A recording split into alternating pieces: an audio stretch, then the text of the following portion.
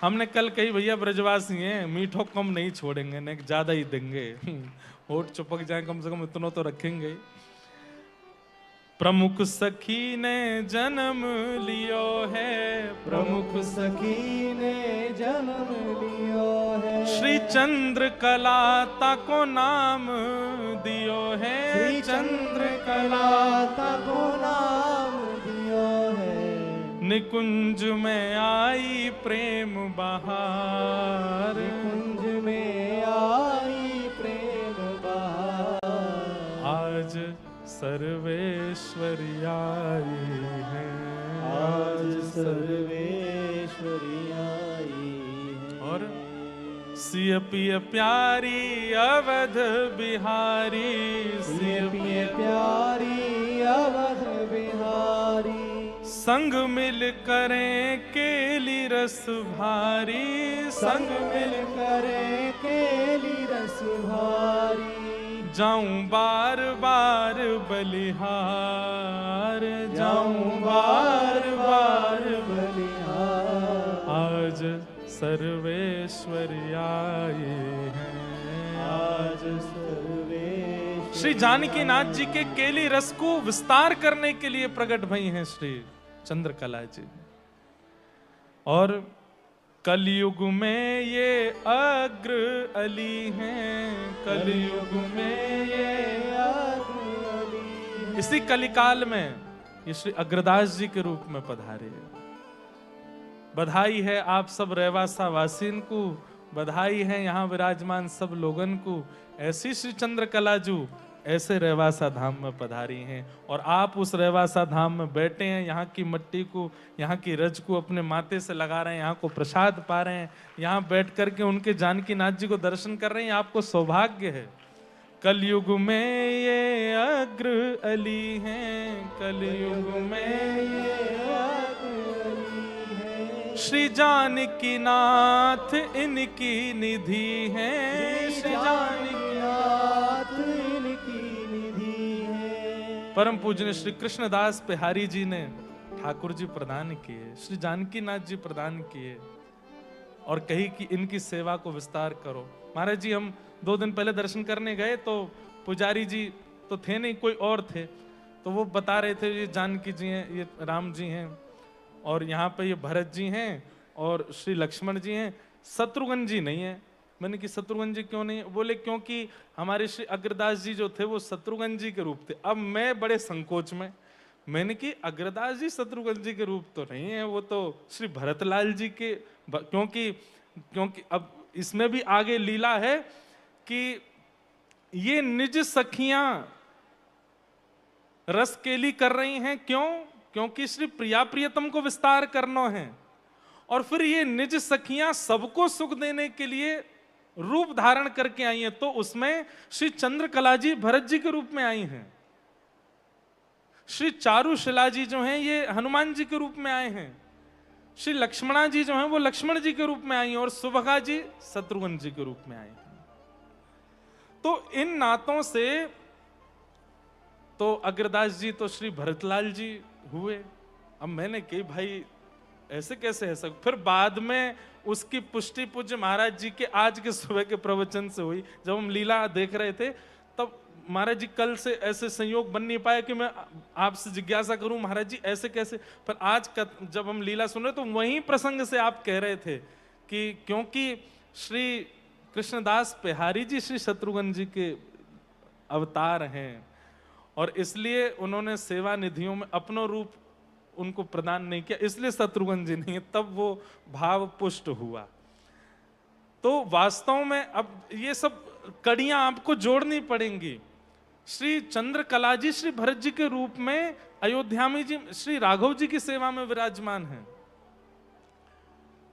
श्री सुभगा जी शत्रुघ्न जी महाराज, लक्ष्मणा जी श्री लक्ष्मण जी महाराज, और चारुशिला जी श्री हनुमान जी महाराज। तो इन सहचरियों ने फिर अयोध्या के रूप से सब पर कृपा करने के लिए ये रूप धारण किए, और इन रूपों से अब एक बात कैसी है, इन इन इन भावों के बिना राघव जी रहते ही नहीं हैं। कलिकाल में भी आए हैं ठाकुर जी, श्री रामानंदाचार्य जी के रूप में प्रकट हुए हैं हमारे प्रभु श्री राघव जी।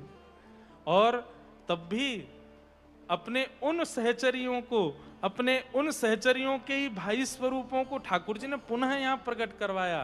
तो श्री भरतलाल जी साक्षात श्री अग्रदेवाचार्य जी के रूप में प्रकट हुए हैं, वे भरत जी हैं। कलयुग में ये श्री अग्र अली हैं, कलयुग में ये अग्र अली। अली को मतलब सखी। हमारे रस भाव में अली पक्ष सखियों को कहा जाता है। जानकी नाथ इनकी निधि है, जानकी नाथ इनकी निधि हो करूं तन मन जो बनवार, करूं तन मन जो बनवार। बधाई आज सर्वेश्वर आए हैं, आज सर्वेश्वर आए हैं, आज सर्वेश्वर आए हैं, आज सर्वेश्वर आए हैं। श्री चंद्रकला महारानी जू की ऐसी सहचरी श्री चंद्रकला जू हैं, जिनकी कला और श्री जानकी जी कला में कोई भेद नहीं है, दोनों की एक जैसी कलाएं हैं। और जो राम जी के नाम चंद्र से युक्त हैं, ऐसी चंद्रकला जी श्री अग्रदास जी के रूप में प्रकट हुए। तो पक्ष अब भागवत जी का आ जाए तो श्रीमद् भागवत जी में नारद जी महाराज यही बात वेद व्यास जी को समझा रहे हैं कि व्यास जी, धर्म अर्थ काम और मोक्ष इन चतुर्विध पुरुषार्थों की प्रधानता तो आपने बता दी, लेकिन मानव को आज की भाषा में कह दें तो चैन तो तभी मिलेगा जब प्रेम जीवन में आएगा। उसको संतुष्टि तो तभी होगी जब प्रेम जीवन में आएगा। अब अभी जो हम थोड़ी देर से जो लीलाएं सुन रहे थे ना, अगर ये लीला स्पष्ट रूप से आपके चित्त में विद्यमान हो गई तो इन लीलाओं के बाद कुछ और सुनने कहने की इच्छा नहीं होगी। फिर तो मन में बस एक ही भाव होगा कि बस श्री प्रिया प्रियतम के निज भाव ही सुनाते रहिए, इच्छा नहीं होगी। फिर तो मन में बस एक ही भाव होगा कि बस श्री प्रिया प्रियतम के निज भाव ही सुनाते रहिए, उनकी निज केली ही सुनाते रहो। लेकिन अब आप प्रश्न करें महाराज जी तो फिर आप भागवत जी में क्यों आ गए, दोबारा से वही सुनाते रहो। अरे हमारे स्वामी श्री हरदास जी महाराज भी आज्ञा करते हैं, बोले भागवत तो सुननी ही है। क्यों? वो स्वामी जी का एक भाव है ना, जिसमें स्वामी जी कहते हैं क्या क्या करना, उसमें छह भाव हैं। उनमें स्वामी जी ने आज्ञा की है कि भागवत जी तो सुननी ही है। क्यों? श्रीमद् भागवत जी क्या है?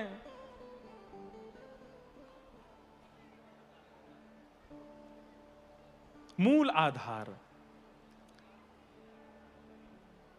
जैसे एक बीजारोपण के लिए बीज को प्रफुल्लित पुष्पित और फलित करने के लिए उपजाऊ जमीन होनी बहुत आवश्यक है, उपजाऊ। ऐसे ही श्रीमद् भागवत जी क्या है? बोले ये चित्त में अगर आ गई तो चित्त उपजाऊ हो जाएगा।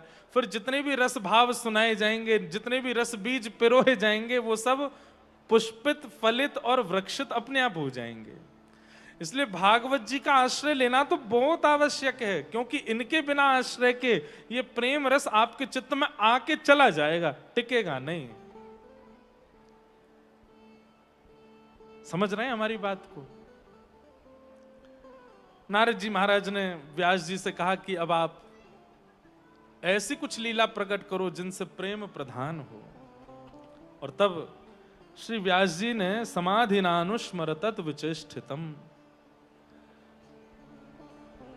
नारद जी ने अपने पूर्व जन्म की कथा बताई, कैसे वे पूर्व जन्म में एक दासी पुत्र हैं और किस प्रकार संतों की सेवा में उनको अति रुचि होने लगी।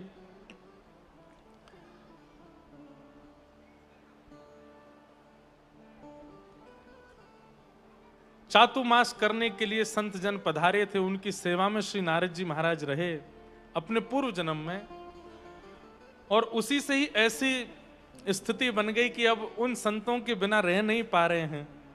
तब संतों ने आज्ञा की, बोले तुम्हारी वृद्ध माता जी हैं, इनकी सेवा करो। बोले तब तक फिर हम क्या करें। तब संत महापुरुषों ने उन्हें द्वादशाक्षर मंत्र प्रदान किया। नमो भगवते तुभ्यं वासुदेवाय धीमहि प्रद्युम्नाय निरुद्धाय नमः शंकर्षणाय च। नारद जी महाराज सब संत जनों को प्रणाम करके अपनी मैया की सेवा में नियुक्त हो गए। कुछ समय बाद उनके शरीर की मां का भगवत धाम गमन हो गया। नारद जी महाराज अपने पूर्व काल में वन में जाकर के खूब ठाकुर जी का स्मरण करते हैं, द्वादशाक्षर मंत्र का खूब जप करते हैं। तत्पश्चात ठाकुर जी ने उन्हें दर्शन दिए और थोड़ी देर दर्शन देकर के अंतर ध्यान हो गए। नारद जी व्याकुल हो गए, नाथ आपने दर्शन दिया, फिर आप अंतर ध्यान क्यों हो गए।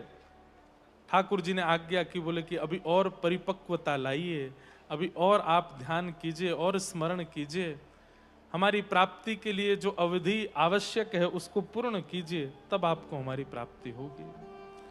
नारद जी महाराज व्यास जी को बता रहे हैं कि फिर ठाकुर जी की ऐसी कृपा हुई, वह ध्यान, वह समाधि, वह तपस्या का ऐसा फल हमको प्राप्त हुआ क्या कि अब आपके सामने हम नारद बन करके बैठे हैं। ठाकुर जी ने हमको निज हरिदासों में स्वीकार किया है। और केवल इतना ही नहीं, देवदत्तामिमां वीणां स्वर ब्रह्म विभूषितां मूर्छयित्वा हरिकथां गायमानश्चराम्यहम्। देवदत्ता वीणा ठाकुर जी ने मुझे प्रदान की है।